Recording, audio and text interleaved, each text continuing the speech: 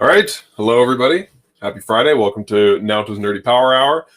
It's a little different today. It's Nathan's Nerdy Power Hour. Naoto's off for the week. And so we've got a little bit of a different setup. We've got my beautiful kitchen sink here. And we've got a straight razor that we're going to be honing. So rather than talking kitchen knives today, we figured we'd change it up a little bit, bring in a bit of a different content since we've got a different host. So we've got this beautiful French Nagerston straight razor that we're going to be working on today. Kind of talking about different nuances of razor honing, my top 10 tips for honing your own razor, and just basically the best way to get a good edge. We're not going to get crazy in depth with the really technical like restorations or that kind of thing, but we're going to go over the basics, get you pretty comfortable with that. Then if we have time later, do some more kind of advanced technique, or maybe even do a little bit of a shave demo if you guys are interested. It depends on what everybody wants to see today. As always, if you have questions, pop them in the comments. I will most likely be joined by Mike in a little bit here as my co-host, and so he'll be answering questions, all that sort of thing. Otherwise, thanks for tuning in. As always, we've got a great new video on our YouTube channel. It's by our man Mike. He does knife skills with the Santoku, basically, you know, how to use them, how to cut different kinds of vegetables. We got a new blog on the website. If there's any beginner sharpeners out there, it's just a really basic rundown on how to sharpen kitchen knives. And yeah, hope you enjoy the show today. Thanks for tuning in. Looks like a few of you have tuned in already, which is great. If you watch these videos regularly, or if it's even your first time tuning in and you haven't joined our Discord yet, head down to the bottom of the description on YouTube.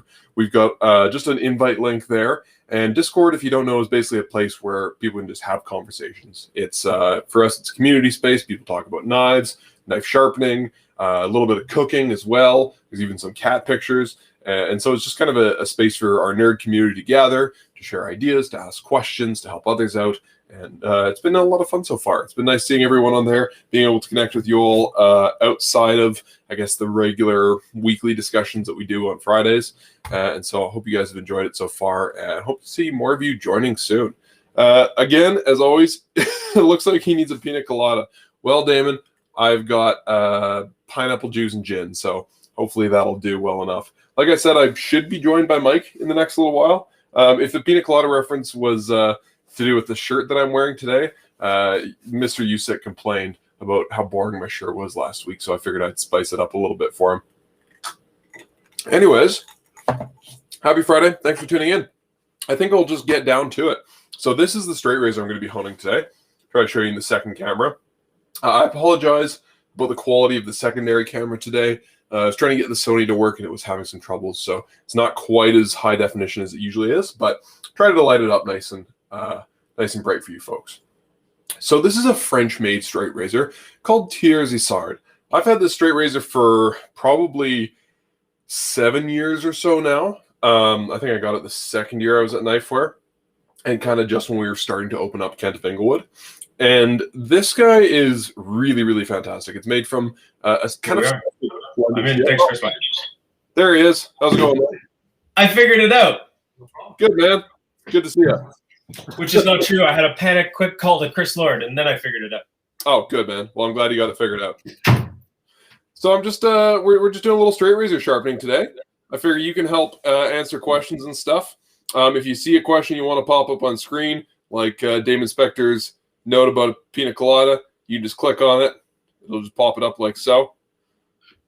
I'm going to switch over to the big camera here, but there's a few buttons down there below the main feed, so you can change things around if you want to. Okay, super. Yeah. How's your Friday going, Mike? It's been a great day. Yeah, thanks. Right on.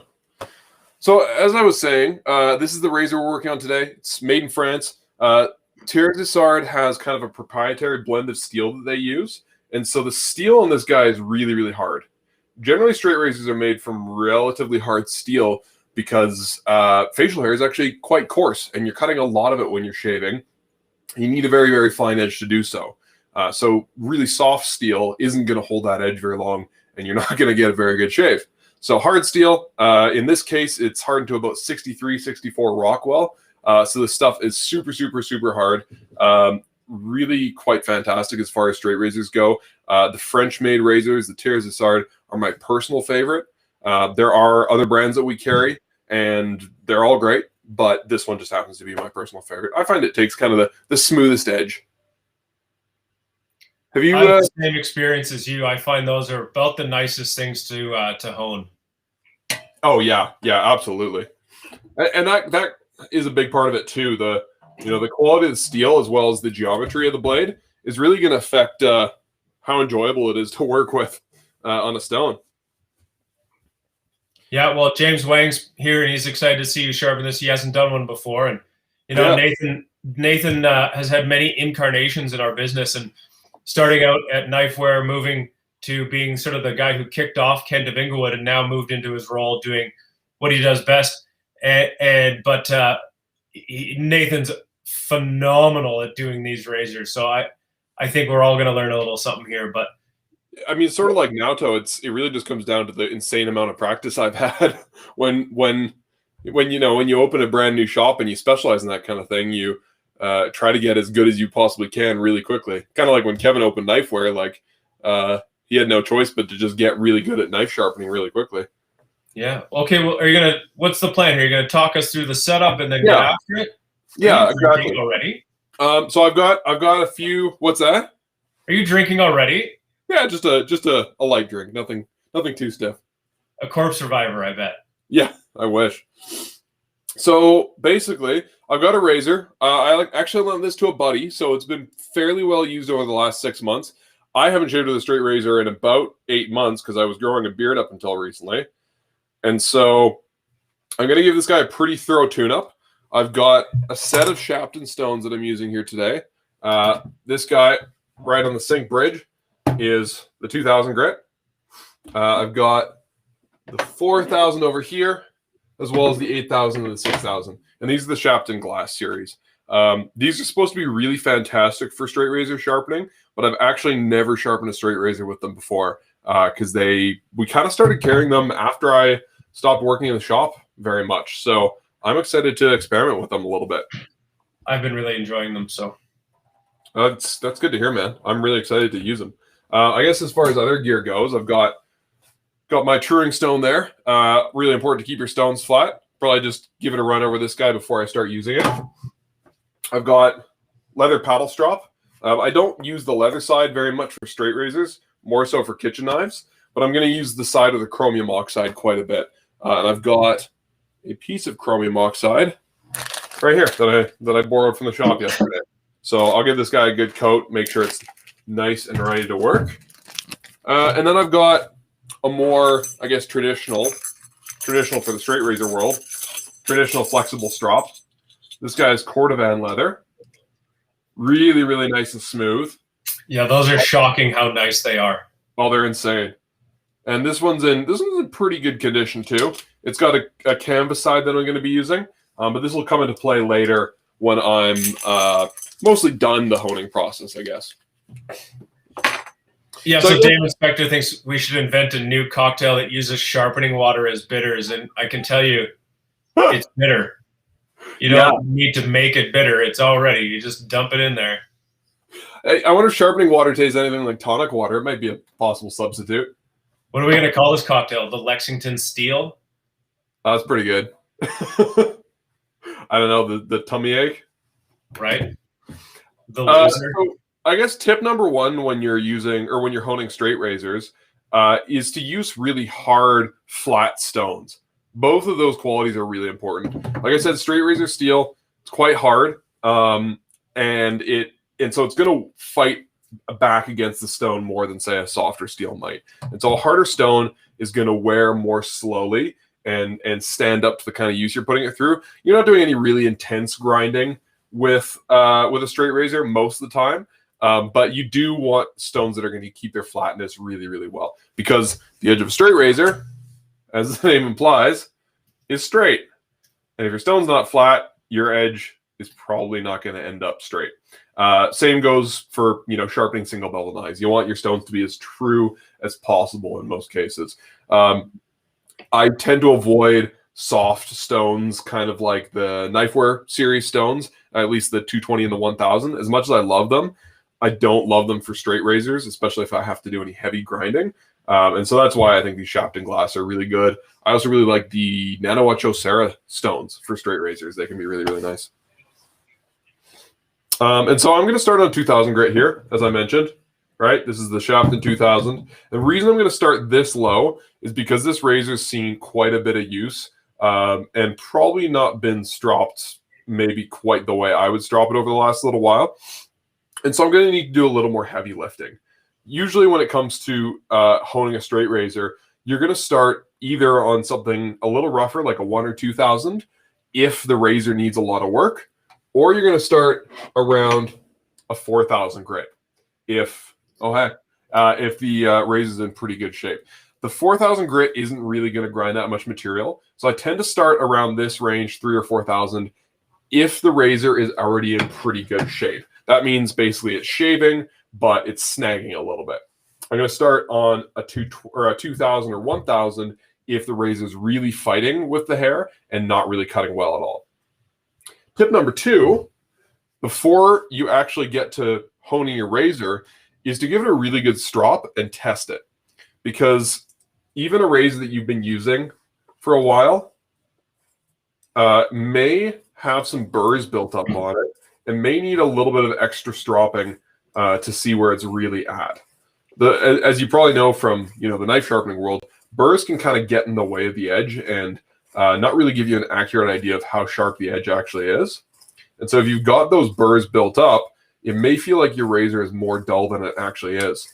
So anytime somebody brings in their straight razor to kind of Inglewood to get it honed, I'll give it a really good strop and see if I can just kind of bring it back to life a little bit so that I don't need to do as much grinding on the stones.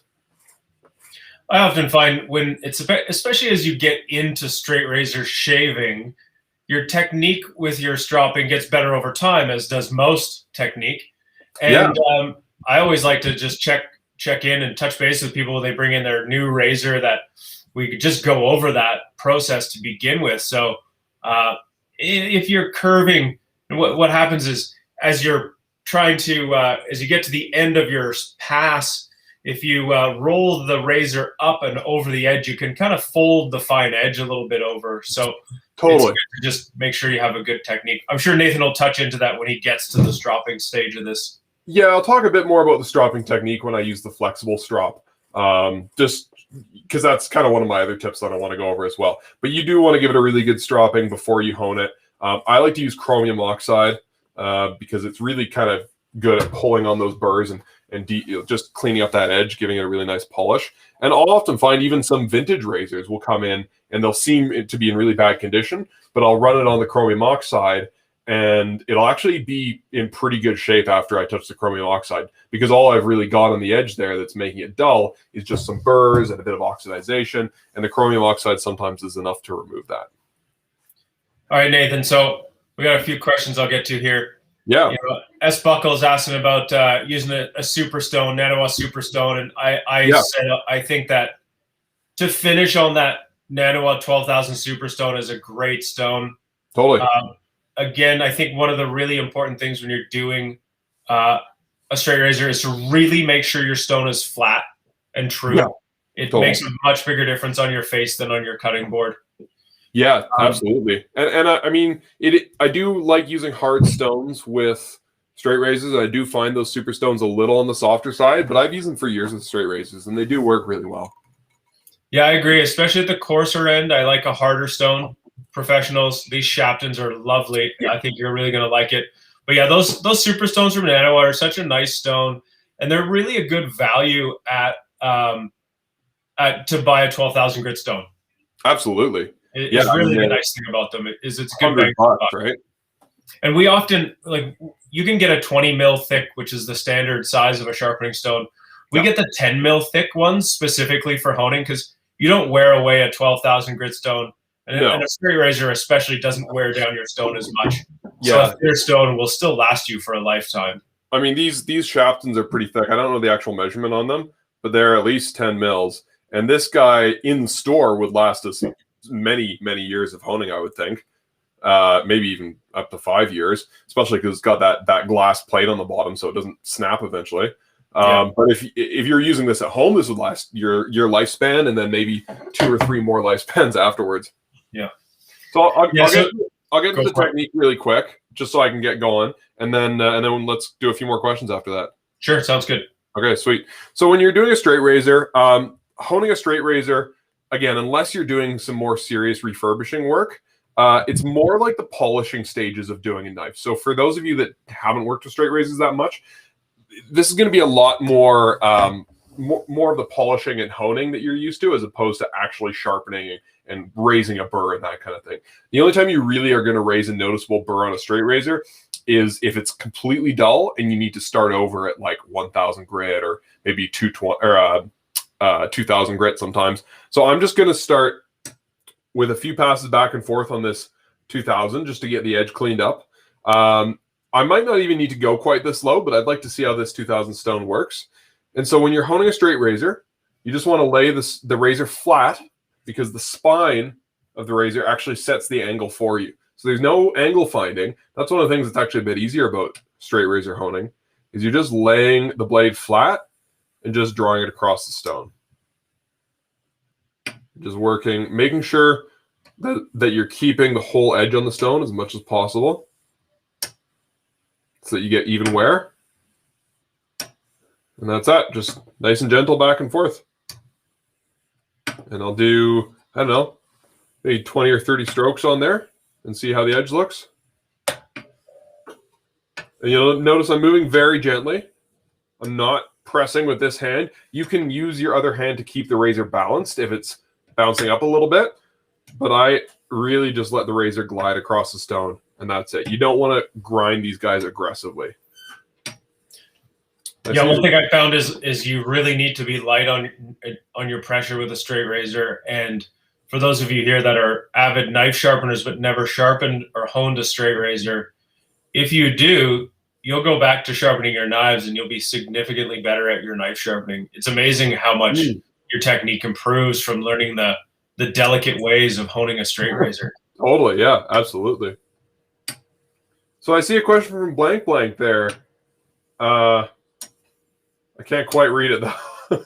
Oh, it was like, do you like to use the no burr method for straight razors? Yeah, so I guess that would imply not raising a burr. It really depends, like I was saying earlier, on where the razor's at. If it's cutting hair, I don't personally find the need to raise a burr unless there's maybe like a wire edge on it. But if the razor obviously is chipped, or if it's just really dull and it's really struggling and stropping isn't doing anything, then I'll definitely raise a burr. And I'll do it on either a 2,000, or if it's really bad, a 1,000 or 400. But I like to use hard stones for that. Yeah. Well, and Blank Blank has actually answered a question of Damon's here. Damon's asked, would you use something finer to flatten the stone to give it a nicer finish?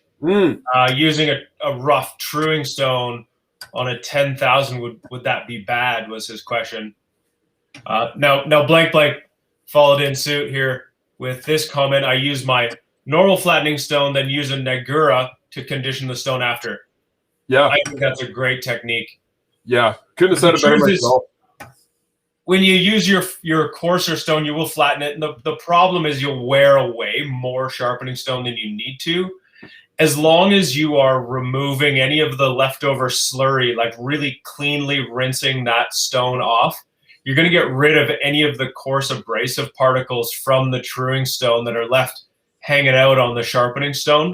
Totally. But it would leave a bit of a coarse texture to it. But yeah, Negerstone, which is essentially a 600 or an 800 grit truing stone, will really help to polish that up. I think if you took your stone, and something I noticed with these Shaptons, as they get to a much finer stone, they actually have a bit of a texture built into them to keep your knife or your razor blade from suctioning to it. Oh, I think actually having a bit of texture to a super fine stone is okay for the water suction factor. Yeah, I never would have thought of that, but that is an issue that I have on, like, when I'm using that 6,000 grit stone on my kitchen knives. So I've done a bit of work here. Again, I'm not really raising a burr. I can't feel a burr on the edge, and that's totally fine.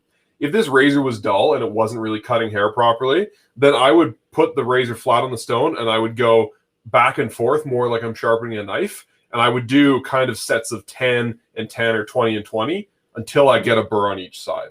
But that's just not necessary for what I'm doing here. Yep. If we have time later, I think I've got a couple vintage razors and I could always demonstrate that technique. So I'll pop a question in here that's really a great question, and it's interesting. It's you don't set your angle the same way you do with a kitchen knife. You're not freehanding the angle, and in fact, it's the spine thickness of the razor blade to the length of the blade itself is what creates the angle. Yeah. So it's got a built-in jig. Yeah, it's. I mean, comparatively, it's kind of easy for a beginner because all you have to do is keep it flat on the stone and you're good to go. Yeah. But look here, this one's great. Rob Carson, he's kind of calling you out here, Nathan. And you like to say that you don't put much pressure on the left side of the blade with your left hand, you just use your right hand. And he's saying that the gray streaks are darker on the right side than the left. Is that from uneven pressure? Yeah, it could be. I try pretty hard to keep it balanced, but it certainly could be. Could be the stone's not totally flat. I think if I start to see that consistently between multiple stones, then that's definitely something that I need to watch for. Because if it's happening on every stone, then it's probably me that's the issue. And if it's not, then it might be the stone that's the issue. But when you're starting, like when I was learning for a long time, I definitely like to keep my index finger of my opposite hand on just the tip. But it really depends. I find it easier to flip the razor and get into sort of a nice robotic motion if my finger's not on the tip, because then it's just not in the way and I'm not going to potentially cut it. But if I'm working with a really heavy razor, an unbalanced razor, then I'll keep that tip right there. It feels like the stone might not be totally flat, so I think that maybe what was causing the streaks, but I'm not sure. We'll find out. Some people are making cracks about the amount of hair you have on your arms, and I remember you running into problems with it. It's a renewable resource, but I think you were sharpening more than you were growing. And oh yeah, I think the reason you like using your arm hair to test it, frankly, is so everyone gets a clean view of your tattoos. Yeah, well, you gotta show them off. Some people do shave over their tattoos intentionally. That sounds like a lot of work. Luckily, I have a job that does it for me anyways. It was a little strange sometimes when I was single and I was trying to meet someone at the bar, and I had to explain why one of my arms was bald and the other one wasn't. Well, we'll let the comment section take care of that, Nathan. Oh, they always do. You don't have to ask them. I saw Blank was asking about what razor I'm honing. Oh, and here's tip number 3, which I've just broken. But try not to let your razor stay wet when you're honing it. Straight razors are carbon steel, and I think everybody watching knows that carbon steel rusts. And especially when you have areas that are tough to access, like in the scales there, if you let water soak in there, you're going to get rust that's really difficult to clean out. That said, if you have wooden scales, you also want to avoid letting these get too wet because they're wood and they can warp. So you really want to keep your razor kind of out of the way of the water that you're honing with.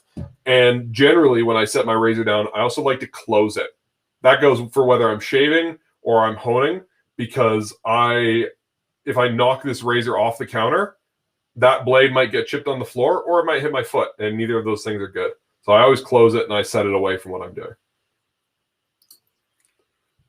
All right, we had some funny comments there, but I think like you are pointing out some things like you don't necessarily want even pressure, and you're right. If you're doing some problem solving, you do need to address that where you're going to put the pressure. Something I like to do is I'll test the razor, and I feel like there's a spot that's not really quite cutting like the rest of it.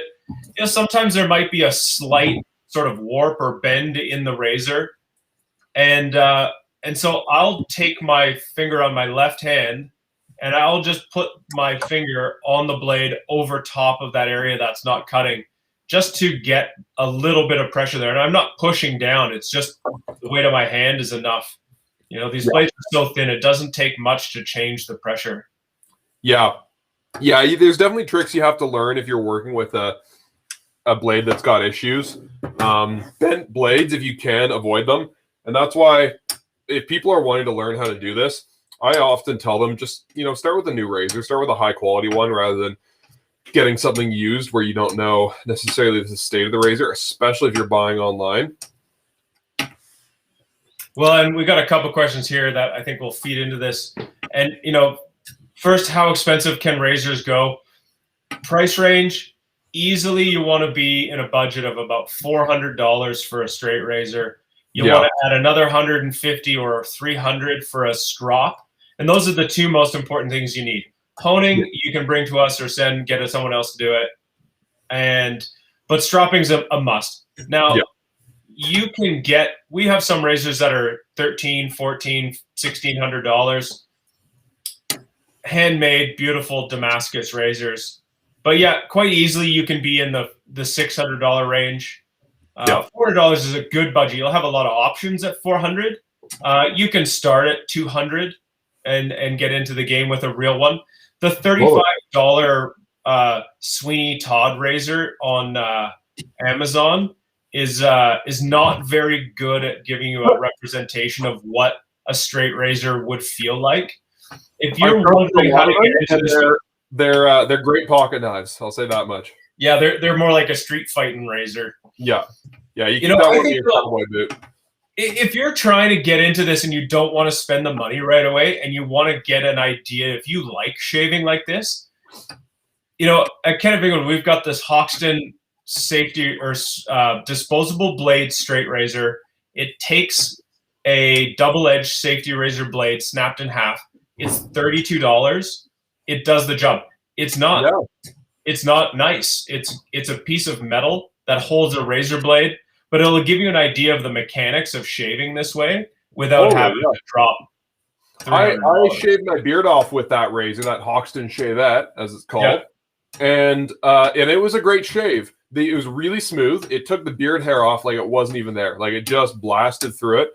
The only thing I didn't like about it was how my skin felt afterwards, and that's where the issue with shavettes comes in, is because you got such a thin, flexible blade on them that it's gonna tear up your skin. Like I hadn't shaved in a little while, but I really had like unhappy skin afterwards. I had a lot of those little like red spots that Homer Simpson would have put toilet paper on. Luckily I have an alum block, so that fixed it. But all right, so Mark Laporte's asking, what is your favorite straight razor and why? I suspect it's the one that's in your hand. Yeah, I was just going to say, and this would answer Blank's question about this too. This is the Thiers Isard Spartacus. Now, this is the model of Spartacus that we sell. They make a ton of different ones. Thiers makes like thousands of different razors. But this is the one I've had for 7 years or so. It's one of the models we sell. And I guess there were 3 reasons why I really love it. A, the steel's fantastic. So it's crazy sharp and it stays sharp for about a year or so if I'm using it regularly. It's nice and big, so it's got enough weight to go through the hair pretty easily. When we were talking about starter straight razors a minute ago, you really don't want to start it any lower than $150, $200. But when I started, I did start it around $150 with a cheap Dovo, and it shaved great, but it struggled to get through my facial hair sometimes, and it would bounce around a bit. And as soon as I switched to this guy, it has enough weight to just like plow through your beard like it's not even there. And then I guess reason number 3, it just looks and feels fantastic. Like it is really just a beautiful razor that's made really nicely. It feels awesome in my hand, and it's gorgeous. It's got a little bit of gold there, nice red wood handle. This is stamina wood, also known as Paca wood, so it's pretty resilient compared to other woods. I really like the Portland razors too. Oh my God! I find that they're not ground as finely, which, you know, arguably you could say is not quite as sharp, but the stiffer blade I find a lot easier to drive. And I've had much more success with those than I have with the, like, say something like a Berkshire Low that's like ground almost to like nothing. It's so fine and so thin. Like, those blades are super sharp, but they're kind of finicky.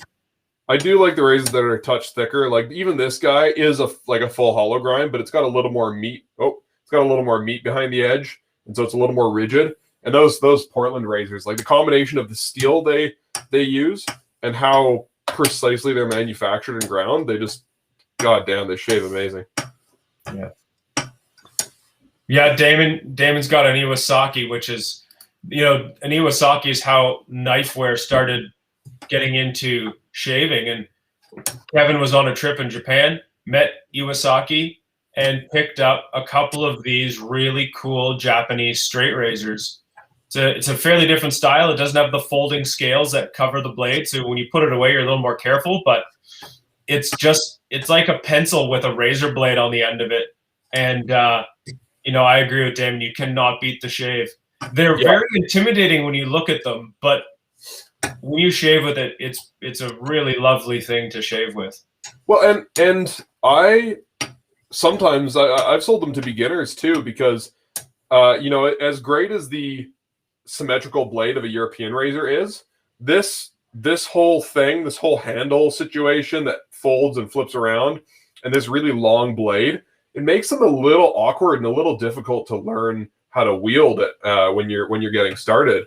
And so using a razor that's a little more ergonomic, like Camisore, can be a really, really great way to learn straight razor shaving. All right, Nathan, what's your favorite shaving cream?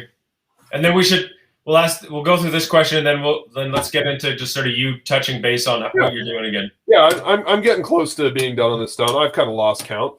I don't always count. So right now, my favorite shaving cream is D.R. Harris Eucalyptus. It's really cool and kind of refreshing, and I really have been loving eucalyptus scented stuff lately. It also whips up really thick and rich, and I like a rich shaving cream that gives me a lot of protection, really nice glide. Beyond that, my favorite is probably Castle Forbes. That's sort of my like all the time favorite that never changes is the Castle Forbes Lavender. Again, really rich, really thick, got a ton of essential oils, so really, really fantastic on the skin. How about you? Castle Forbes. Yeah. It works better than all the other ones. It smells much stronger because the essential oil quantities. So, I mean, they're potent. The lavender is very potent. The cedar sandalwood, I feel, smells like a hot sauna. It also kind of smells like a freshly sharpened pencil. Totally. The lavender just smells so much like lavender. It's so potent. But I mean, the lavender is good if you've got really sensitive skin and razor burn. If you get redness in your skin when you shave, the cedar sandalwood will actually, the amount of oils that are there are going to help, you know, calm that redness. They're potent, but not in the way that, like, you know, the old lady that wears Chanel No. 9 all the time. Not that kind of like really over the top potent. They're very full because they're naturally scented. So I don't think I've ever met anyone that didn't like how strong their scents are. Yeah, that's yeah. I mean, the Truefit and Hill stuff is really nice as well. I really like their sandalwood, but I really like the bar of soap they've got, the hard bar. I find it makes a really, really creamy lather with that tallow base to it. Yeah, absolutely. So I've done about 60 or 80 strokes on this 4,000 grit stone. I don't always keep track, but I tend to do a few less strokes on my rougher stones and a few more strokes on my finer stones. So I'll kind of go like 60, 80, and 100, that kind of ratio going up on the finer stones. A lot of people do the opposite. They do more strokes on the rougher stones and fewer on the finer stones. And that's totally valid. I just find I get better results this way. I've tried both, and this is what works well for me. How about you? I'm sorry, I wasn't listening to you. All good. I'm just saying on the rougher stones, like 4,000 grit, I tend to do kind of like 60 or so passes on it. It depends. Like I've obviously lost count just now, but I'll do 60 and then I'll do a little more on the 8,000 and a little more on the 12 or the 16,000. And I tend to go up in the number of passes I do, the finer the stone. Me Some too. people do it the other way around, but I don't know. I just find I get better results this way. Me too. If I find a razor, like you were saying, if it cuts hair, you start at 2,000. That seems pretty standard for me and everyone around. If it's really dull, has been rusted, stuff like that, I actually start on the Naoto Professional 600, but I only do 10 passes on either side. Yeah. But I find that really gets you off to the races. And, and it gets the base of the edge really cleaned up and started. But yeah, I don't do many passes because I don't want to wear away that much steel. It would just be overkill. Yeah, 100%. Yeah, blank, you're real into shaving. I think you could go somewhere between all your favorite artisan soaps and then something a little bit higher than Pro Raso, but they do make some decent stuff. No, Nathan, I got a good question here for you. Megan Woods is wondering, any thoughts for a knife nerd who is a lady person? For example, a different razor due to shaving in the bath or shower. So yeah, what do you think about straight razors in the bath or the shower? So I think that's great. And I've known several people that have done it, including some of our staff. But the problem, especially with the shower, is, as I mentioned earlier, straight razors are carbon steel, so they rust. And this part in here is really difficult to dry out properly. So you're going to get rust in parts of the razor that you really don't want. And so I would personally maybe go for one of those Portland razors, because they've been developing straight razors for their local barbers that can be dipped in sanitizing chemicals and not oxidized. And so they're using a really high quality high carbon stainless steel. They call it Cascade steel, and that's much more suited to a shower situation. If you're in the bathtub, I don't think it matters quite as much. Just obviously be careful that you're not dipping the whole thing in the bath to rinse it off. As far as, the function of the shave, I think using a bigger blade like this would probably be a little easier when you're doing larger surface areas. That's kind of why I like this one. I've got a bit of a big head, so I like having a larger razor that'll cover a little more ground a little more quickly. But I've also met a lot of folks that shave their legs with a Camisore and really like the kind of precision that offers and how ergonomic they are to shave with. If you can get one in your hand to try out, that's gonna be the best. It's gonna give you the closest idea of what you like. But otherwise, you can just talk to one of our staff that shaves their legs, and they can help you out. Yeah, Boker and Dovo, they also make stainless steel razors. Yeah, that would certainly just solve that problem right there. If you really wanted to use a straight razor on your legs, if you wanted to just up your shaving game, you can always kind of go into that safety razor range. I know there's a lot of people moving towards that for their legs. Absolutely. Better shave and also like less garbage, right? Yeah. And none of the pain in the ass of using a straight razor, right? I mean, I like the pain in the ass part. I think a lot of the people watching do, because they like, polishing their knives and all that kind of stuff. But if you want a simple shave, that's a good way to go. Those feather shavettes are really good too, because they use a disposable blade, so you don't need to sharpen it or strop it on leather, but you still get a straight razor quality shave, and they are stainless. They come with a folding plastic handle, and they shave amazing.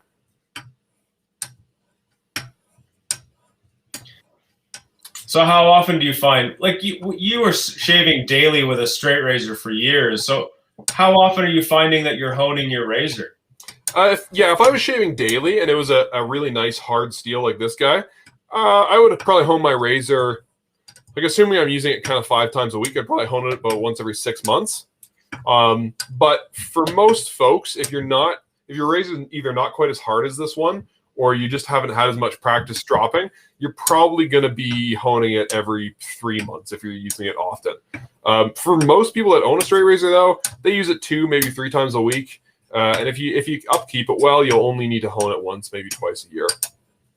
Thanks, Rob. Have a nice night. Enjoy your dinner. Thanks for tuning in, buddy. And thanks for everyone that's joined us so far. Don't forget to like the video and check out the new video with Mike. We just did a knife skills video that came out yesterday and or a couple days ago, and it's pretty good.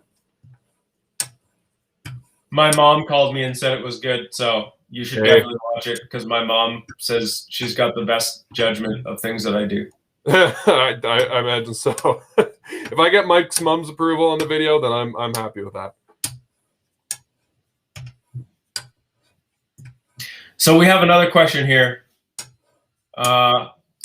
Would you hone a Camisore the same way? If I'm just tuning it up, yeah. I tend to do just some back and forth like this because you're not removing much steel on these finer stones. But if you need to do some more work, like you need to kind of re-profile the edge or it gets a little dinged up, then I'll do sort of like a single bevel knife. Because that's basically how they're designed, right? You have a really hard piece of steel, and you've got a really soft piece of steel laminated on the top. And so you want to do most of your grinding on the beveled side, so that you're not removing too much of that hard steel in the back. So I will do, I guess, sort of 90-ish% of the work on the beveled side of the razor, and then I'll kind of clean up the edge on the back side. I'll just remove the burr and just polish the steel a little bit.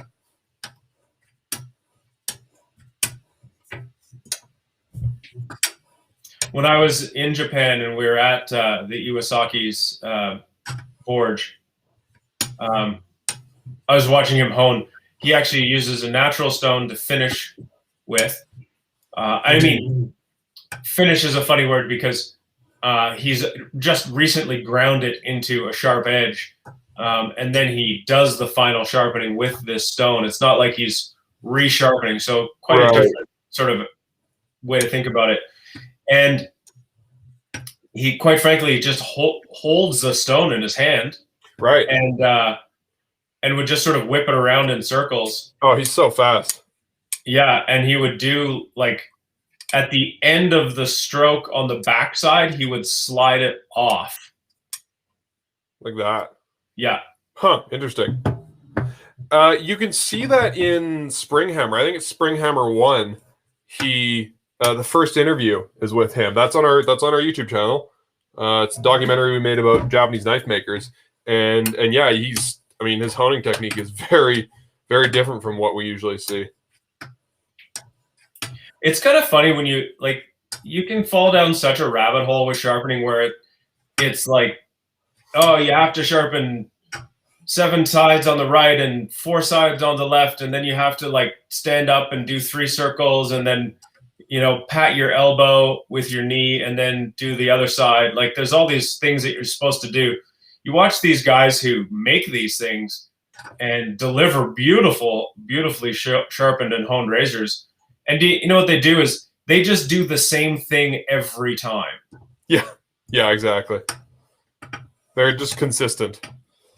Right. And that's actually if you read, there's a book online that Iwasaki's father did or something. Yep. That is about razor honing and Japanese razors. And the sharpening thing he talks about is very similar. He said you can do it in a figure 8. You could do it front to back. You can do it on an angle. But he said you're going to do what your grandfather teaches you to do. What's important is that you learn your technique, and then that's how you get a nice sharp razor, is you become good at your style. Yeah, I think that's what, like, how I've gotten good is that I might not do it the way everybody does it, but I have just gotten good at doing it the way that feels right to me, and then you just use that and practice that. And so with like blank, I also like to finish on Japanese natural stones. It's so funny. I really feel a difference. I feel like it grabs the hair better, but still is nice and smooth. Like, what do you think? What do you feel is the difference on your razor than with a Japanese natural stone? I'd be really curious because I mostly use synthetic stones, mostly because they're easy to control and you get consistent results, and you don't have to really do a lot of learning. And in like a retail setting, it's a lot easier for me to bang out 7 razors on synthetic stones. But I'd be curious to know why people prefer one or the other for their honing.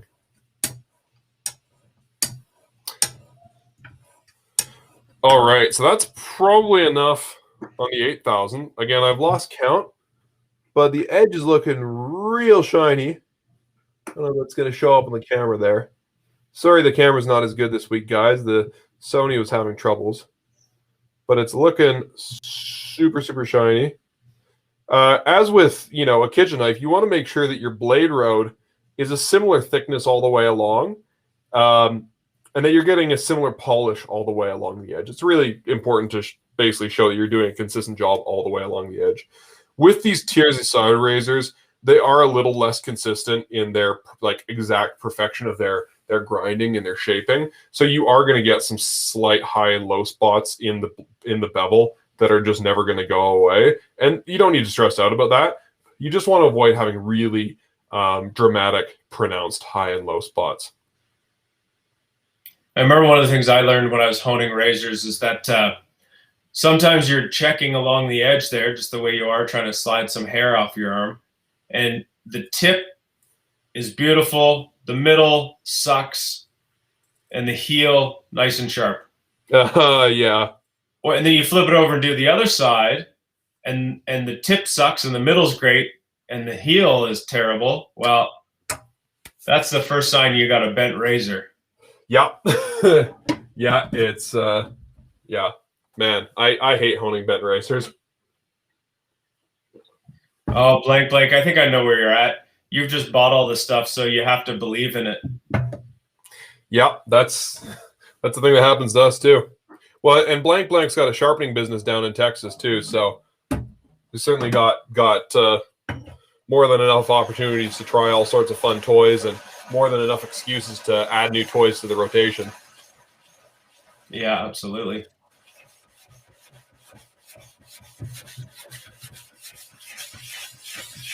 So I'm now going on to the Shapton 16,000, which I'm really excited for.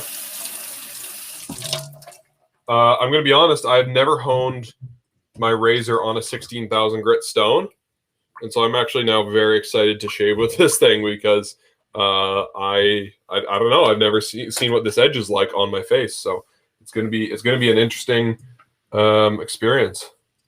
And I'm just going to go real slow. I mean, you can race through this if you want to, but there's no benefit to going quickly.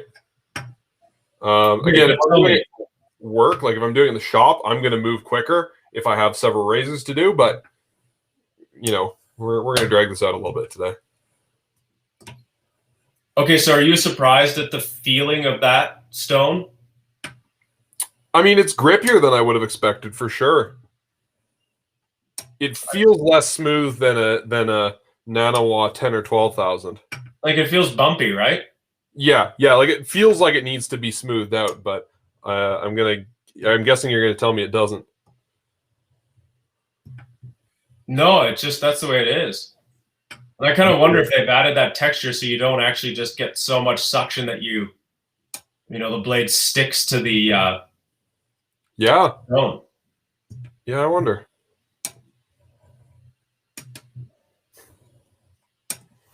I'm really excited to shave this razor. I lent this to a buddy about 6 months ago, because I actually haven't had it in my possession up until today, and I haven't shaved with a straight razor for about 8 months because I was growing a beard out. So I'm excited to get back to using my straight razor this summer. Yeah, Damon's bringing up a good point here about how there's just infinite room for minor variations with sharpening, and oh god, yeah. I was kind of poking fun at the how you have to do this and you have to do that,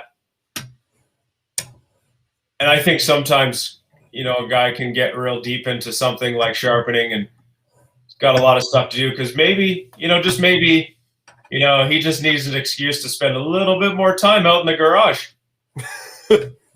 Maybe he's got real important things to do out in the garage tonight. Yep. You know, and That could be maybe if good. you're looking inside the winter tires, you might find a small liquor cabinet in there too. You never know. Right. Right? Yeah. Of course, you wouldn't know what I was talking about. You can get as buried in this as you want. I mean, if you watched our videos with Naoto before, you'll know that I'm kind of the he's the straight man and I'm the funny man, in terms of he's the guy that knows a whole bunch of smart stuff, and I'm the guy that just asks the dumb questions so nobody else has to. Because I'll be honest, I just don't really have the patience for experimenting with a million different stones and a million different finishes. I tend to find one setup I like and stick to that until until somebody has to pry me off it. And so I like getting to talk to Naoto and getting to talk with all the viewers, because it opens my eyes up to different stuff that I should try out, like these Sharpening stones. All right, so why did you just do that? Why did you just 180 the stone? Because I want to see if it's my pressure that's causing the stone to kind of streak up on one side, or if it's just the stone itself. And it looks like I just need to keep my finger on the spine there. And then that way I'm just guaranteeing that I'm wearing the stone evenly as well, so that if my pressure is a little off, then I won't have to true the stone quite as much. I tend to do that when I'm sharpening too, like sharpening knives, because I tend to focus, as much as I try to use the whole stone, I'm not always good at it. And so I sometimes flip it around just so I can use the other part of it better. Yeah, and I think without even thinking about it, even if you are using the whole stone, you're pushing down harder in front of you than you are further away from you, because you've got more just of your body weight up. Yeah, gravity.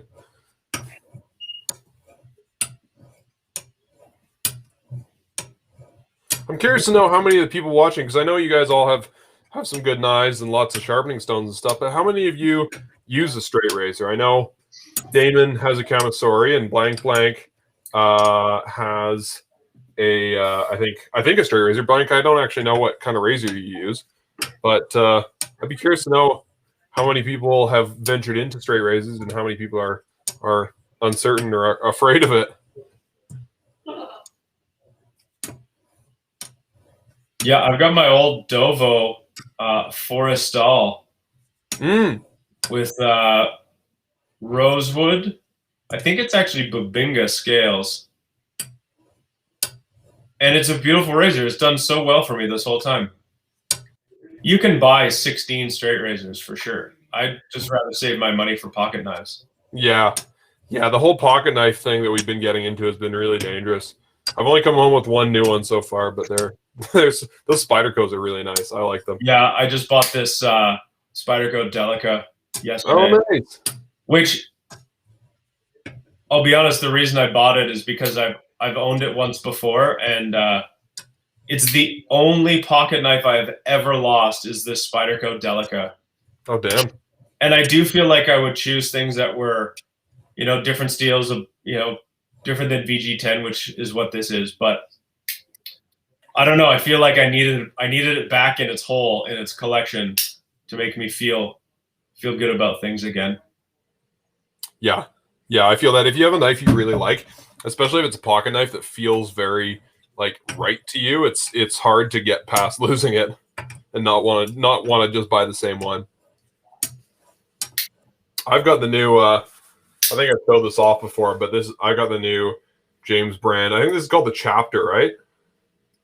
That's the Chapter. That's right. Yeah, that's the titanium one. Yeah, and the titanium feels so good. It also looks very kind of futuristic, a little bit, I don't know, Blade Runner or cyberpunk to me, and it's just really sturdy the way it opens.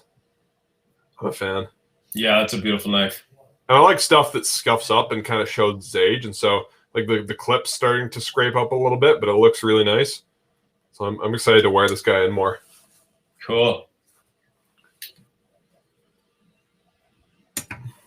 I guess for those of you that aren't watching, those of you that are watching that don't know, these straight razors, this straight razor that I'm honing right here, and all the shaving stuff we're talking about, this isn't from Knifewear, as you probably know. It's from our sister brand, Kent of Inglewood. And if you haven't heard of Kent of Inglewood, Basically, they do all the same kind of handmade sharp stuff that we do, except for outdoors, camping, hiking, that kind of thing, and for grooming, for shaving and beard care and that kind of stuff. So straight razors are a big part of it, but obviously we do a lot of pocket knives and hunting knives and axes.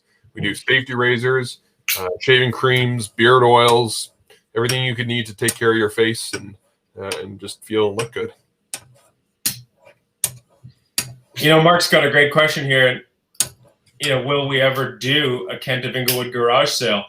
Something that we keep batting around. We never seem to have the same kind of stuff. But I think I've been looking around, and I think I'm going to consider doing one. We're talking about maybe doing one at the end of August or September.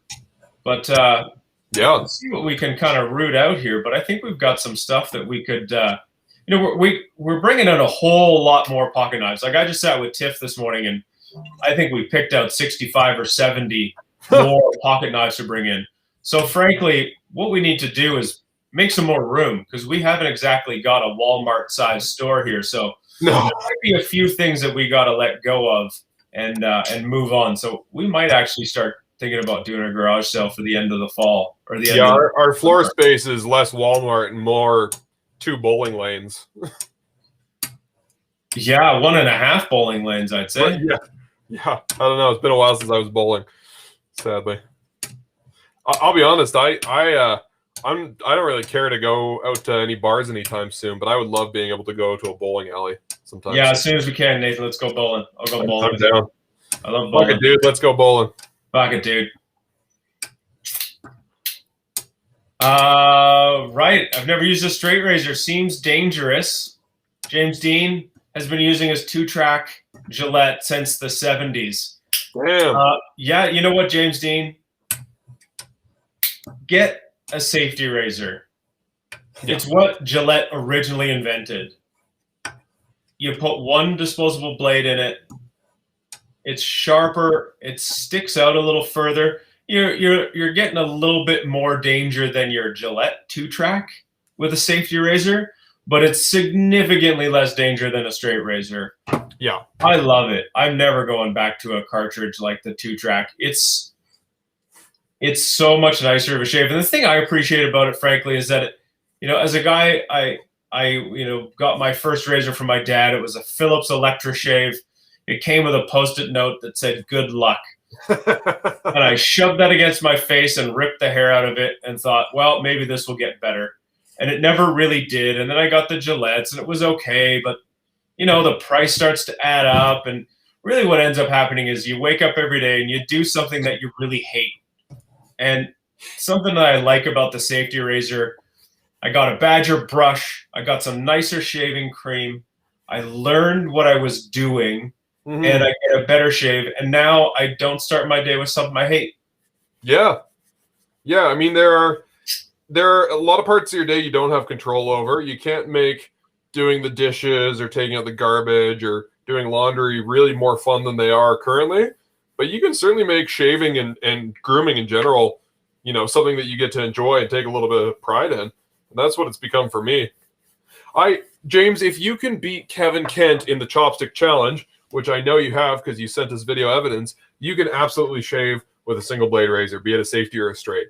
That's about as much dexterity as it takes, if that. It's definitely scary. There are still days where I look at my straight razor as I'm about to put it to my face and go, why the hell am I doing this? This thing's dangerous as hell. But I've never really caught myself unless I've been just completely distracted, not even paying attention to what I'm doing. And even then, if I have cut myself, it's been very minor and it's been very easy to clean up and deal with. Yeah, I mean, the safety razor is, between a Gillette and a straight, isn't it a half step? It's a very different thing because the mechanics of a Gillette, be it a safety razor or a cartridge razor, are very similar. It's that T shape that you're using. The process is very similar. The real difference is that the safety razor head doesn't pivot or flex around the way that the way that the cartridge does it, like the Mach 3s. So there's a little bit of a difference, but the straight razor is almost like a different ball game. And I use a straight sometimes. I use a safety most of the time. It's a little bit faster. I've been a little lazier over the past year and a bit, so I definitely use my safety razor more because it's just quick and easy. But I don't know. I really miss the straight razor. I'm excited to get back into it. You can't beat the sense of pride and satisfaction you get from using a straight razor.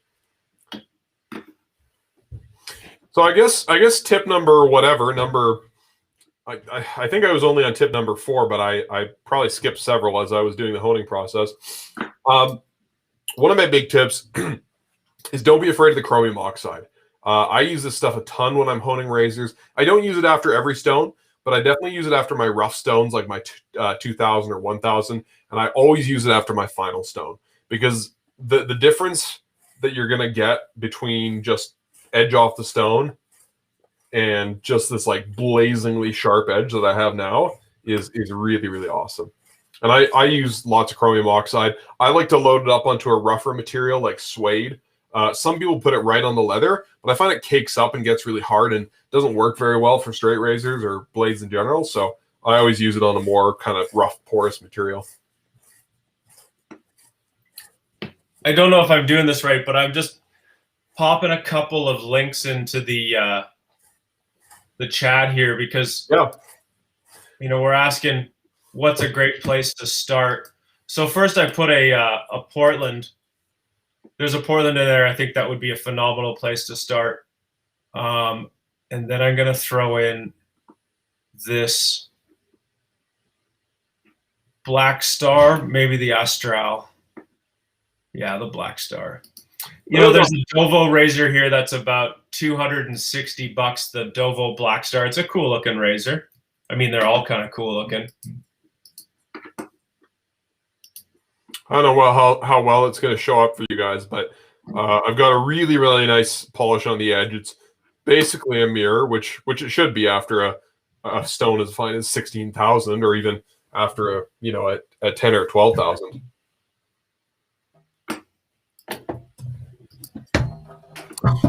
And so after my paddle strop, I'm now going to use my hanging strop, and this is a more traditional style of razor strop. These guys are generally fairly high end. At least in my case, I've got a pretty fancy one. So you want to make sure you're not using them in a puddle of water. Generally, I like to just mount them onto something fairly sturdy and just pull them tight like this. A tap isn't ideal, but whatever works in the environment you're in. Should actually do an okay job. Yeah, we'll see about that. And these guys typically have two sides. Not always, but we tend to sell the ones that have two sides. The back side, the best material is okay, that's not going to work. The best side is a canvas because it just does a really good job of grabbing onto the steel and pulling off any burrs. You'll actually see some subtle kind of hints of gray on here, and that's steel that's actually come off the razor over time and built up on here. And that's totally fine, but that just shows that it's kind of removing those burrs off the edge. And then the polishing side is just really high quality leather. You can use just a quality smooth horsehide. This is something a little fancier. This is Cordovan. It's much nicer, but you can use just a basic leather if you're starting out. And so I start on the back side. I pull my strop tight. You don't want it to be floppy and have a ton of give. Basically, the way you see people strop in movies is almost completely wrong, where they kind of flip it around and the strop's totally slack and they're pushing on it. That's going to dull your razor faster than it's going to hone it. And we'll even see beginners come back to the shop sometime and they've got a 2-week-old razor that's completely dull, and it's only because they've been stropping like they see in the movies. And so what you want to do is have a tighter strop and a much more gentle touch, and just very gently draw the razor across the strop back and forth. You can see the strop's barely flexing and letting the weight of the razor do pretty much all the work. Really important, I've got the razor flat on the strop. The spine is setting the angle for me. If you have it up at an angle and you hear this scraping sound, that's just your edge screaming out in pain. And then when you change sides, roll over the spine. Stop, and roll over the spine. If you flip it over the edge, again, you're going to round that edge out and you're going to end up dulling your razor faster than you're honing it. And the more robotic you can be in your motions, the better. No need to race here.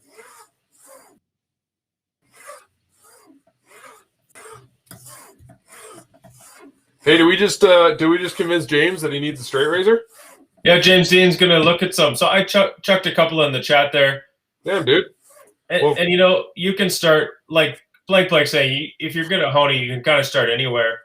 I mean, a basic Dovo or a Boker is going to be a great place to begin. Yeah. They're exactly what you need. They made it with good steel. They're ground properly. They're a straight razor maker, for example.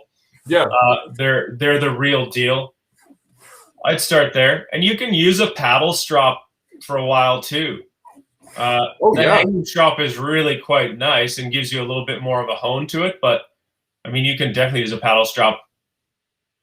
In fact, if you get a Camisore, you just use a paddle. I only use paddle strops on Camisore. This guy's really great to have, the flexible strop, but I sell a ton of customers on this guy. If they're like, same as me when I was getting started shaving with a straight razor, I got a paddle strop and I got a Dovo Classic because I was a student. I had very little extra money. And so, I was able to spare $200 for a Dovo and a paddle strop, and that did the trick. James, you probably could shave with your Denka. Now I'm tempted to see if I could shave with my Denka. Yeah, the only problem when you shave with something like an axe or a Denka is that if it goes wrong, it really goes wrong. Yeah, you got a lot more blade. Yeah, well, the blades are much thicker, so they're going to pull on your hair a lot more as they're cutting through. Hey, it's Fighting Usyk. Howdy. I'm glad you showed up, buddy. You called me out for my boring shirt last week, and I was worried you weren't going to see the one I wore this week. Oh, it's like the ASMR section of the show. Yeah. Hey, you were messing with your homemade smoker. Usyk, if you have my email address, if you feel like emailing me any info about making your own smoker, that's a thing I want to do next summer, and I'm going to have the space to do it soon. So I would love to hear how you did it and how it works for you.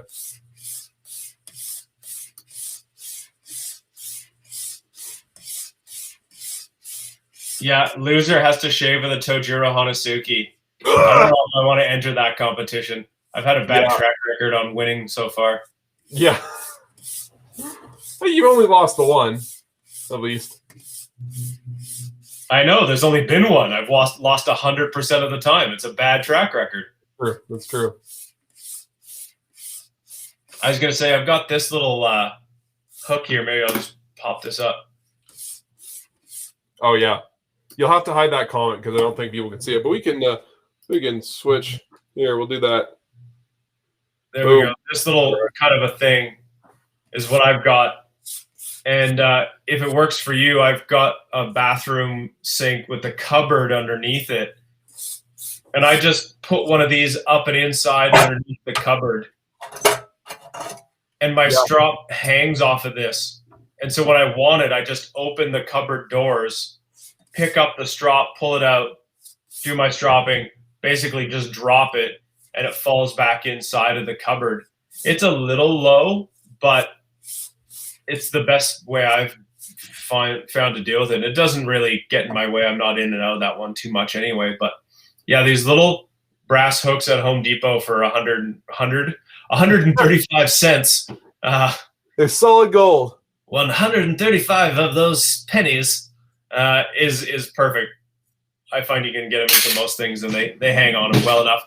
You don't have to tug too hard, but oh yeah, Ralph House makes beautiful razors. Mark, yeah, I encourage you to get a Spanish point. Those tips are fun. You can really get real nice details if you've got one of those going. Mm.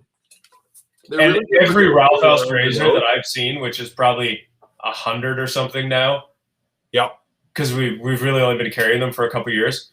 They are magnificent. They are so nicely made. They are so sharp when you get them.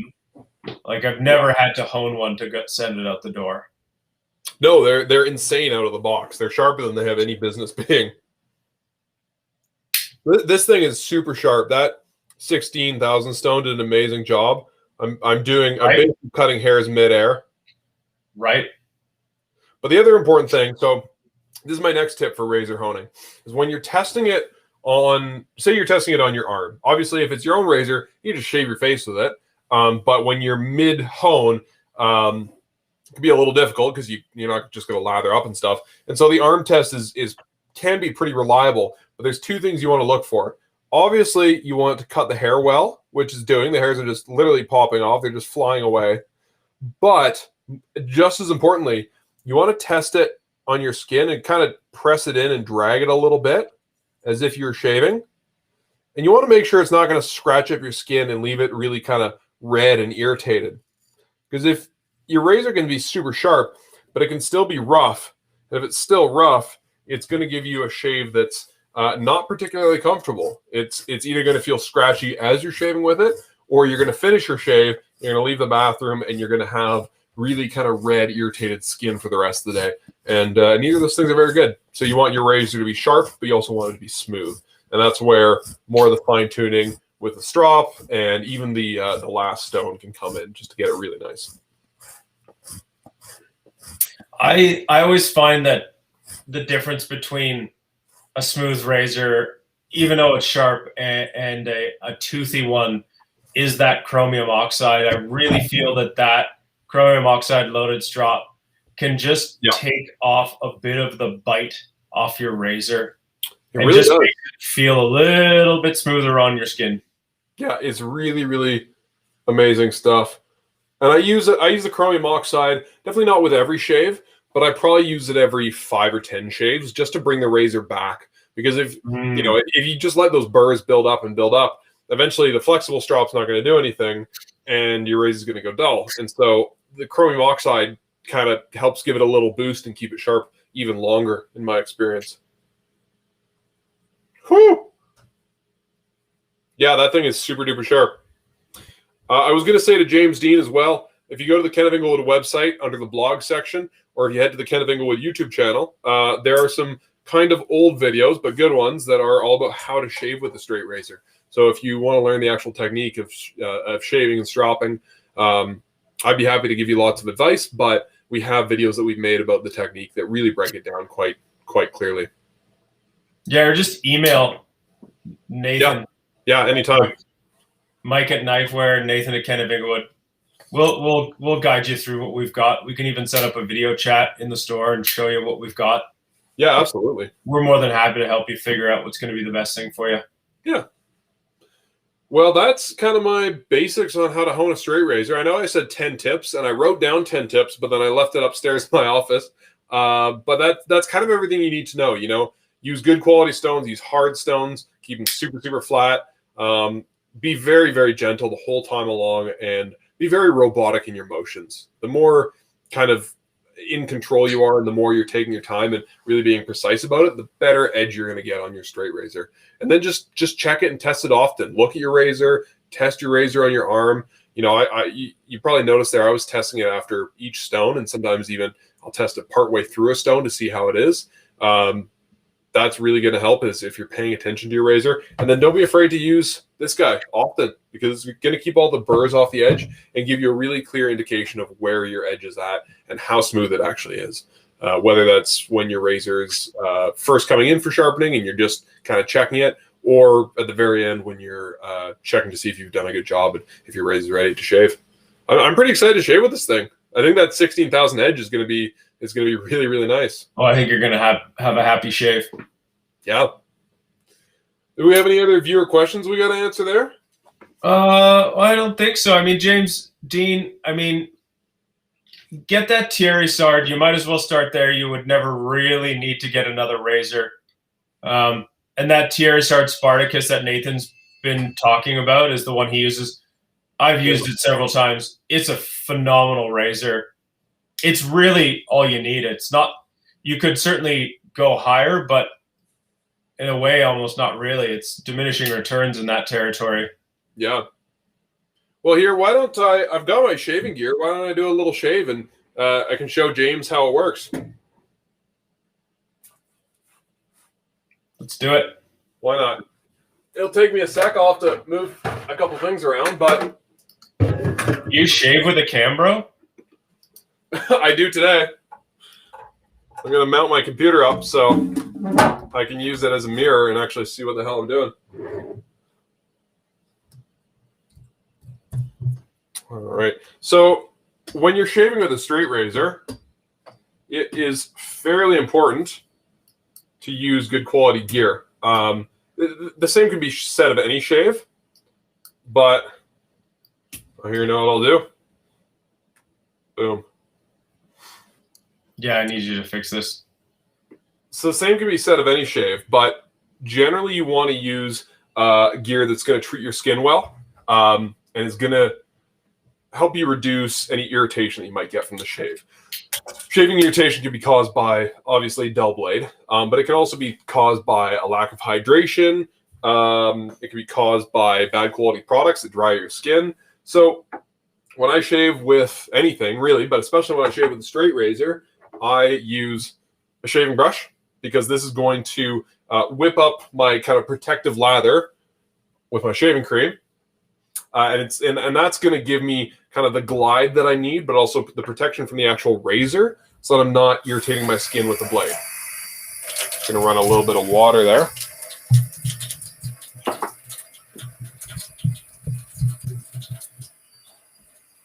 The other thing that the brush is really good for is that it exfoliates your skin, so it keeps it clean, but it also softens up those hairs. So when you're building the lather with the shaving brush, it's going to kind of beat them up and get them softer so that when you're running through the hairs of the razor, you're not going to get as much pulling and irritation as you would if your beard was just dry and cold. I'm sure you've all had that shave before where, you know, you haven't had time to shower, to warm up your face at all, and you're just trying to get out the door to work, and you just kind of like drag the hair off your face. It's really, really uncomfortable, and it's not particularly good for your skin. So to prevent that, you essentially want to have either a hot shower before the shave or warm your face up with a hot towel. And then you want to use a shaving brush to really soften up those hairs. And that's going to give you a much softer beard to cut through, and I guess a much more prepared surface to actually shave, so you're not irritating your skin, so that you can actually get a close shave. Again, if your hair is really coarse and hard and dry, you're going to have trouble getting close down to the skin, and the quality of your shave is not going to be great. So I guess they say an ounce of prevention is worth a pound of care. That absolutely goes for shaving preparation. So I've just got a little bowl here with some hot water, and I'm just going to soak my shaving brush in there for a few minutes. That's going to soften up the whiskers, or the bristles in the hair, and that's going to allow them to shave better because they're going to be soft, but they're also going to be loaded up with water. And so I'm not going to have to add as much water to my shaving cream while I'm doing the shave. So Damon's got a real good question. I'll just slide in here. Yeah, get in there. Cheap versus expensive shaving brush.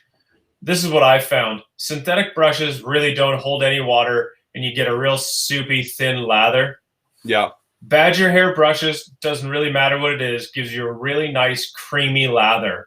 So the badger fur is great. The more, like when you get to the badger hair brush that's just trimmed to shape the knot, it's a much coarser feeling on your skin, giving you a much scrubbier kind of a feeling.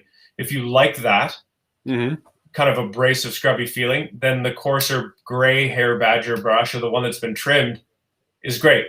If you get a silver tip brush, where it's the natural end of the fur, it comes to a sort of a slimmer point, and that brush is much softer feeling on your skin. Totally. And I feel like the more expensive brushes tend to have more bristle. It's a denser thing. It's like having more wires in a whisk.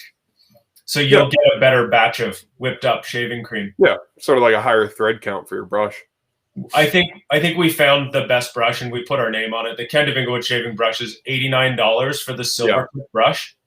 And I honestly think it beats the Kent of England the fancy company, Yeah. their brush that's $180 is not as good as ours at $90. So I have both, and I'll tell you shameless why I plug. prefer the Kent of Inglewood one. The Kent of England one, which I've had for years, is pretty good, but it's really soft and floppy, especially now that I've broken it in. And so it doesn't give me the kind of scrub that I want from the brush. It doesn't lift those hairs up. It doesn't scrub the skin very well. And it still lathers incredibly well, but it just doesn't give kind of the feel I want on my skin. The Kent of Inglewood brush is stiffer, even after it's been used for a while. So it's not so stiff that it's scratchy, but it's stiff enough that it's going to raise up my beard hairs really well and soften them up really, really effectively. All right, so I've got a little bit of shaving cream on my brush. I'm basically just going to run my brush around in my shaving cream here. If you have a soap or a softer shaving cream, they all lather a bit differently. This guy is pretty easy to work with, so I'm just going to take, based on my brush that's been soaked and loaded up with shaving cream, and I'm just going to basically use it to lather the shaving cream on my skin. I'll often lather up in a mug and then apply that lather to my skin. But because I haven't had a hot shower today, I'm going to spend a little more time scrubbing my face with the brush. And that's going to help me to get a more comfortable shave. It's going to soften up my beard hairs more. And it's kind of fun too. I'm glad we've got some shaving enthusiasts watching and some people getting interested in. Don't forget to get a good amount of lather on that mustache when you shave it off. Oh, you know I will, Mike. One of these days I'll shave it off and we'll make a YouTube video. Do you know Gillette offered ZZ Top $1 million each to shave their beards and they turned them down? Yeah, that's awesome. I would take $1 million. I would, if I was you, I would take the $1 million to shave that mustache off too. Fuck it, I'd take a few $1,000s probably. Right? Okay, so with the European straight razor, you've got this folding handle here, which can kind of get in the way when you're actually trying to shave. So I open my razor up 3/4 of the way, like so. I open my dominant hand up like Mr. Spock, as you can see here, and then I point it upwards. And I basically put the razor right at my first knuckle here. You don't want it too far back. You want it up near your fingertips where you can control it. And then I just put my thumb in behind there. And this is how I hold my razor. I'm not always going to hold it this way, but because I'm going to start on the right side of my face, and I'm going to start with my right hand, I like to hold it so that I've got the handle out of the way, and then I'll change my grip up throughout the shave. I'm going to take my opposite hand, my non-dominant hand, and I'm going to use that to stretch my skin. And I'm basically, oh man, this is going to be awkward with the camera. I'm just going to drop this down. Well, just do as much as you can. It'll get the message across. I mean, I don't think you have to prove anything here. It's like, don't slice your face up if you feel like you're in a bad spot. So I keep my skin stretched because it allows me to get a closer shave without having to push the razor into my skin as much. And I keep a cloth handy for wiping off my blade throughout the shave. And so basically I just gently push the razor through my beard. I keep the razor at a fairly low angle. It's only about 20 or 30 degrees away from my skin.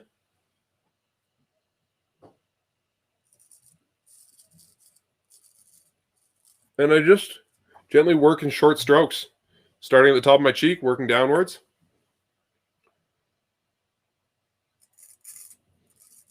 You can shave downwards, you can shave sideways. It really depends on the direction that your hair runs, and you generally want to shave with the direction of your hair. I'm definitely going to have to clean up the shave tomorrow, so won't be perfect today. When I get to the jawline, I like to stretch my skin up over the jawline. That way I don't have to change my angle and wrap around my jaw. I can just keep it nice and flat. And it saves me having to do a bunch of awkward maneuvering with my right hand. I'm glad I remember how to do this. It's been about 7 or 8 months since I used my straight razor. Don't say shit like that. That's exactly how you jinx yourself right there. Oh, this is so easy.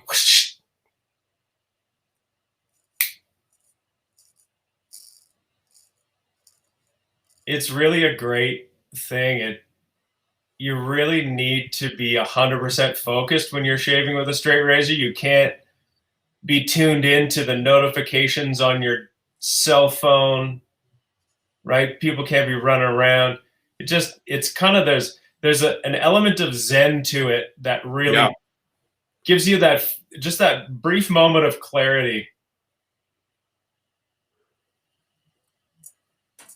It's like equal parts, like activity and meditation. Because I have too short of an attention span to just sit and meditate for half an hour.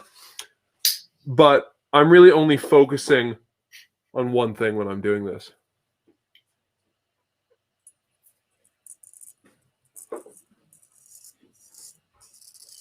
And just to show someone like James, who might be a little intimidated by this, I know I'm using the computer screen, and it looks like I'm kind of using that as a mirror. It's actually completely useless because it's a mirrored image. So I'm basically just doing this by feel. And because I've just done this a lot of times, it's just like riding a bike.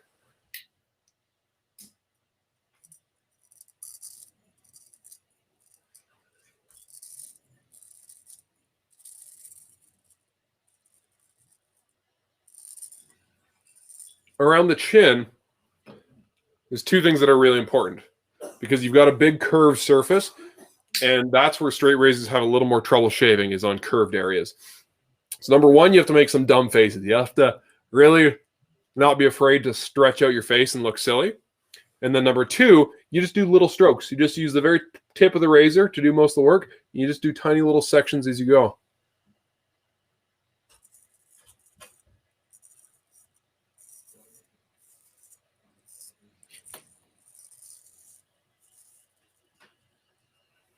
Pretty easy. And I'm Mike said not to jinx myself. I'll stop.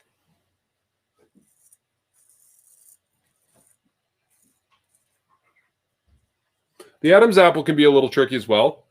Besides the chin, that's probably the hardest part of the face to shave. And so what I do is I just really stick my chin out, and I'll pull the skin to one side. A lot of shaving with a straight razor isn't just manipulating the razor. It's actually manipulating your face and moving the skin where you want to shave it, because it's going to be more difficult to shave over a really bumpy area like your jawline or your Adam's apple. So if you move it off to the side so it's not in that area anymore, it becomes much easier to actually get the hair and get a close shave.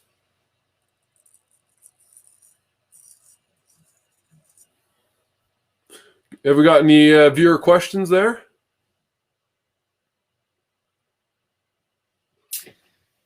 No, we got some fun comments though. There's Blank Blank's put some pictures of stuff in the Discord.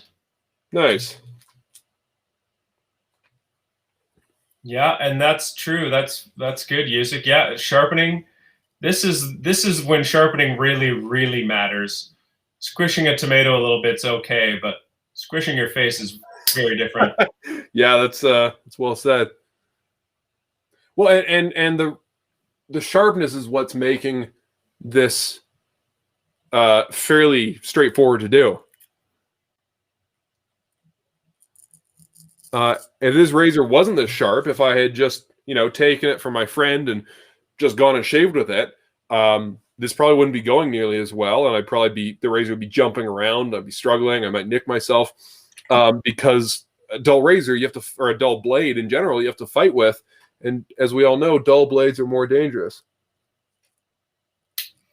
When we are really getting into this shaving stuff, I was starting to hone razors at the shop, and I was practicing on a handful that we had, and then before I would charge someone money to hone a razor for them is really what precipitated me buying my first straight razor, because I felt like I was unqualified to hone razors if I wasn't able to put it against my own face and shave my own face with one.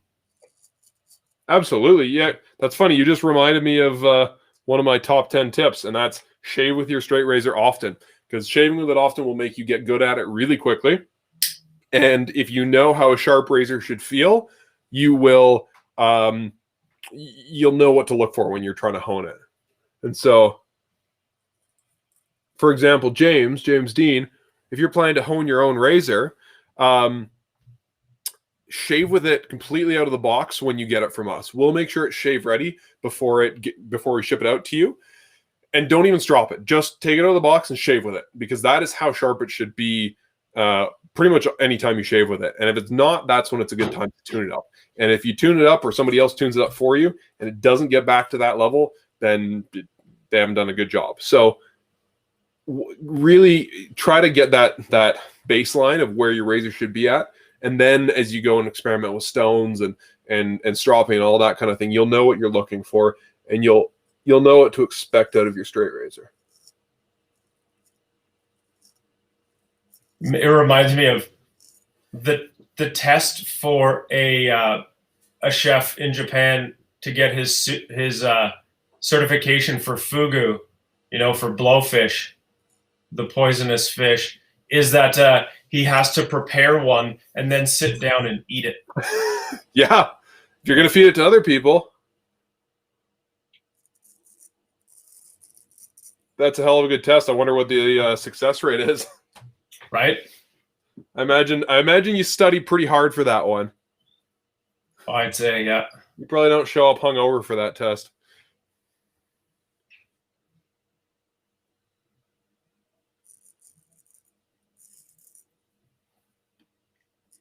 All right. Yeah, you can practice on a peach. You can practice on your arm too. That's totally fine. Although the hair is not quite as coarse. Yeah. There's a classic barber thing where you're supposed to practice on a balloon, and if you pop the balloon, you're dead, I guess, and you're covered in shaving cream. I found that, I don't believe that for a second. I know people have actually practiced that way. I don't believe it makes you good at shaving with a straight razor. No, you got to feel your own face. So what I ended up doing, and at first I was like, I'll just do this on Sundays and I'll get good over time. But what I ended up doing was I would start my day shaving with the straight razor every day. And mostly what ended up happening is I would do my cheeks and then maybe my neck, the easy territory, the wide open spaces with my straight. And then because I was in a rush to get to work or do whatever, I'd put the straight razor down, and then I would pick up my safety razor and I'd finish around my mouth, because around your mouth is kind of where all the hard parts are. But I just still have a good shave. And then when I got to that Sunday where I had the time to stop and shave for half an hour or so, then I really, I wasn't new every Sunday. I had that same sort of muscle memory on the go. Yeah, once a week is like the bare minimum, but if you can do it even just twice a week, you'll get so much better, so much faster. That was my experience, at least. So this isn't going to be an amazing shave. It's okay. The camera doesn't have amazing resolution. You can fake it and just say it was the perfect shave. No one can tell from here. It's a good point. Don't tell anyone I said that. But the upper lip was really tough for Nathan too, as you can tell. He just skipped that spot. Yeah, I just gave up trying to shave my upper lip. It's too hard. There are definitely tricks people have for shaving the upper lip. You don't have to shave downwards. That's the problem, is the nose gets in the way. So when you try to scoop in, it can be really awkward. But if you can just start in the middle with a tip and just go out this way and really pull your lips across your teeth, and then just go out both ways. And that could work. Yeah. But I'm sure he's got his techniques. And that's what I found around my chin too, as opposed to trying to come up or straight down, is to go more on a 45. Kind of like your, badass Marlon Brando or something. Yeah, totally. Yeah, and so that I would call that shave complete. Obviously, it could be closer, but like I was basically just shaving downwards there because that's kind of the easiest way to start. But as you learn your razor, you are going to want to shave in different directions. For starters, almost nobody's beard grows straight down. It's extremely rare that you have your whole facial hair map going in one direction. So when I shave with a straight razor or any razor, generally I shave sideways in some sections. I shave diagonal on my neck. I shave more downwards on my left side, but I'm not shaving all in one direction. The more you learn to follow that direction of your grain, the better shave you're going to get, because shaving with the grain, it's going to shorten the hair down nicely. It's not going to irritate your skin. Then you can go back and you can go against the grain or even perpendicular to your grain and get closer. But by not going against the grain right away, you're gonna irritate your skin less. Because I can get way more into it, but you ultimately are going to shave in different directions based on your face, based on your hair, based on your skin sensitivity, all that kind of thing. Feels pretty good. No blood. You're looking alive. Yeah, CB, if you get a razor from us, you should expect it to be perfect before you shave. Maybe a quick stropping, and that would be about it. Yeah, absolutely. And no, I do not shave my head with a straight razor. I don't go straight down to the skin because I have yet to come to complete terms with the fact that I'm bald. Yeah, that's fair. I still like to look. I have hair. Yeah, totally. You got a little halo. You're an angel.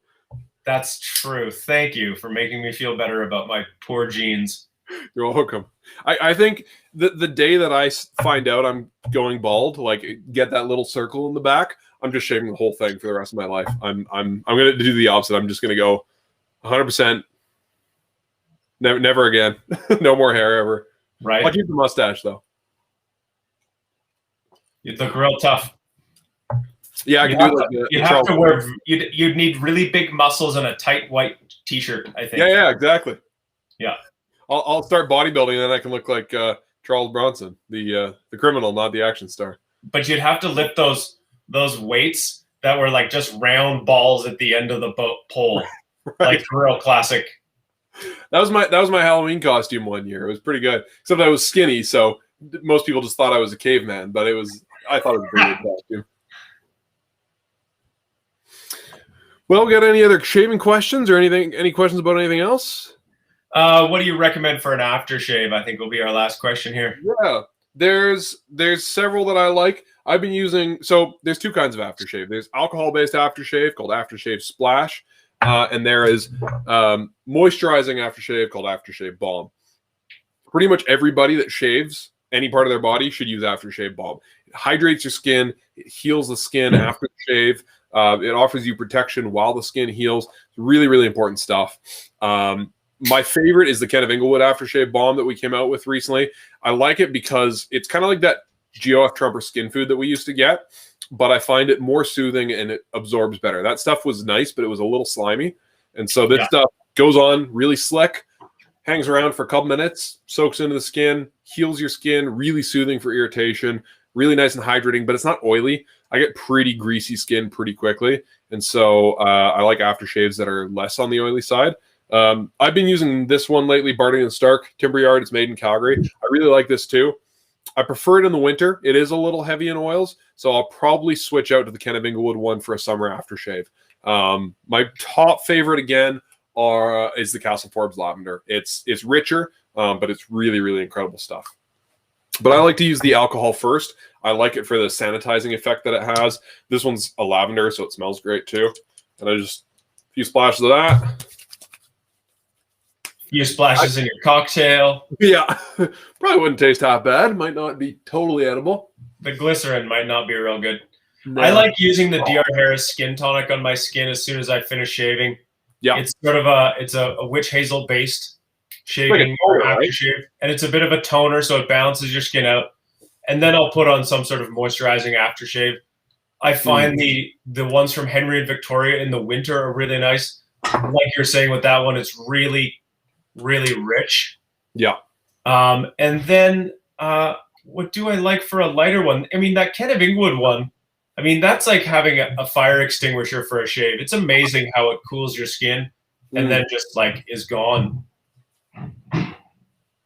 Yeah, especially in the summer, like I do get a bit dry in the winter, and so I'll use a heavier balm.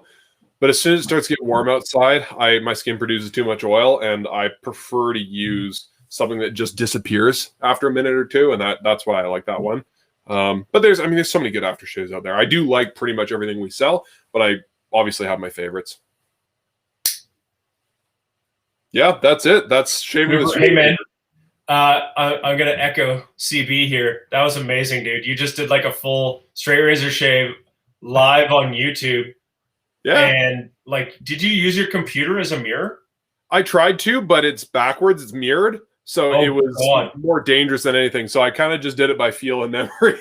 No shit. You just basically did a straight shave blind after not having done one for 8 months. Yeah. Yeah, you deserve a drink, buddy. Well, thank you. I'll pour myself another one afterwards and finish out my workday. It's yeah, it was fun. I kind of forgot how much I love straight razor shaving, so I'm excited to get back into it and get back to doing it probably 2-3 times a week. And I really don't have to shave every day. I probably could if I really wanted to, but I don't grow a beard fast enough to do that. So I think I'll try to dedicate 3 days a week to shaving with a straight razor for the next while. Cool. Well, we'll look forward to updates. And anybody has any questions, you can always email us or you can hit us up. Yeah. Kent of Inglewood has a help desk too, just like Knifewear. Yeah. You can go a little speech bubble, and I believe hello at Kent of Inglewood also does work too, doesn't it? Yes, it sure does. Is that a .ca or is that a .com? I think it's a .com. I think it's a .com. You can hit us up. We're very happy to help you pick out shaving stuff. And check out us sooner than later for more of these little beauties. Yeah, absolutely. Knives like crazy in the next couple months will be coming in, so stay tuned. Yeah, I'm loving mine. I'm kind of afraid for us to get more nice pocket knives. It's going to be an exercise in willpower, to say the least. Yeah. First sharpening is free, Damon. Absolutely. Yeah. Anything we sell that's supposed to be sharp. 1 goes out the door sharp. 2 gets 1 free sharpening. Yeah. So as far as I guess the rest of the news, because I usually kind of go over what we've got coming up. Next week, Kevin and Chris are off again, or Kevin's off again. So I think Chris and I are going to do some kind of cooking talk. We're going to talk about our top tips and advice for becoming a better home cook, kind of stuff we've learned from professional restaurants that applies to the home kitchen. So on Tuesday, we'll be doing some knife skills. I'll probably have a camera set up here in my kitchen and maybe bust out the Maganakiri or the Denka and do some chopping, maybe even a little fermenting, maybe show off my vinegar collection that I've got going and talk about that kind of stuff. Thursday, you guys are going to want us to tune in because at 6 p.m. Mountain Time, a little earlier than the usual Thursday show, Naoto is going to be interviewing Masashi-san. That's Masashi Yamamoto, the awesome superstar blacksmith / knife sharpener. He's going to be on for probably about an hour and a half, 2 hours, doing an interview in Japanese, but translating, obviously, the questions and answers into English. So tune in for that. Bring your questions. Naoto will ask kind of the top questions to Masashi-san. I'll probably just be there to help moderate. But should be a really, really fun time. So tune in for that. And then next week, we're going to be talking about thinning knives. I think it's a topic we've covered before, but we'll formalize it a little bit more. Just basic, how to thin a knife out really well, how to get a really nice finish on it. As always, bring your guys' questions for Naoto. If you haven't joined our Discord yet, head to the invite link at the bottom of the description, and you can join our community. Basically, it's like the conversation that goes on in the chat every Friday, but it's just any time of day. So you guys can just ask each other questions about knife sharpening and knives, share your knowledge, post pictures of your dinner, or your cat, or whatever you feel like. And it's been a fun time so far. It's been going for a few weeks, and yeah, we got a great little community there. You got any other closing comments, Mike? I'm all good, buddy. I got to go clean up the shop here. Yeah, well, thanks, guys. Have a great weekend. Thanks for tuning in with me today, Mike, and thanks, everyone that tuned in and watched me sharpen a razor, watched me shave. That was a lot of fun. That was great. Now I have to buy a set of Sharpening stones because those are really great. They were amazing. Yeah, I'm a fan. I might not bring these back. Oh, you have to. Damn it. I know where you All live. See Yeah, ya. that's true. Thanks, everybody. All right.